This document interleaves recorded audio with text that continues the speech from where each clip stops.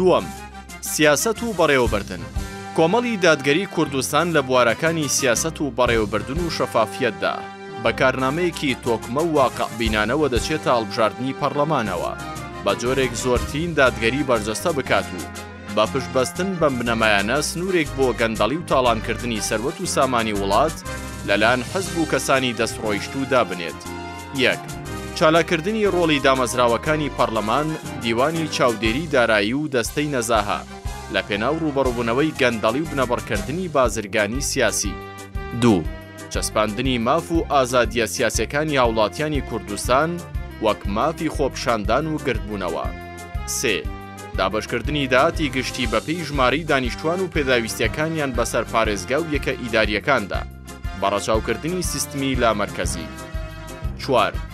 ڕێگرتن لە تاڵانفرۆشکردنی نەوتی کوردستان و دەرهێنانی لە دەست کەس و حەزب و بەکارهێنانی لە باشکردنی گوزەرانی هاوڵاتیاندا، ئەمەش بە هەموارکردن و پاشان کاراکردنی یاسای نەوت و گاز لەژێر ڕۆشنایی دەستوری عێراق و بڕیارە یاساییەکان لەم بارەیەوە.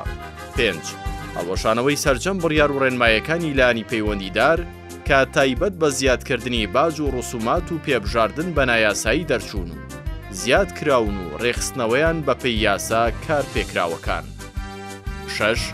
دامەزراندنی سیستمێکی بانکی حکومی هاوچەرخ بە ئامانجی چارەسەرکردنی کێشەی دراوی نەختینە و پێشکەشکردنی خزمەتگوزاری بانکی بە هاوڵاتیان و موچەخۆران. 7. کارکردن بۆ ئەوەی سەروەت و سامانی کوردستان و پشکی هەرێمی کوردستان لە بودجەی ئیتحادی بۆ بەرژەوەندی خەڵکی کوردستان بەکار بهێنرێت و هەموو تاکێک پشکی تێدا هەبێت. 8. چالاکردنی ئەنجومەنی ڕاژە و دەستپێکردنەوەی پرۆسەی دامەزراندن و بە هەمیشەییکردنی فەرمانبەرانی گرێبەست و پڕکردنەوەی کەم و کوڕی میلاکاتی فەرمانگەکان بەڕەچاوکردنی شەفافیەت و پەیڕەوکردنی سیستمێکی عادیلانەی دوور لە دەسوەردانی حزبی. 9. ڕێگری لە دامەزراندنی حزبی لە دام و دەستگاکانی حکوومەتی هەرێمی کوردستان کە دەبنەبار بەسەر موچەخۆرانی ڕاستەقینە و مافی کەسانی شایستە دەخۆن کە حەقی خۆیانە دابمەزرێن.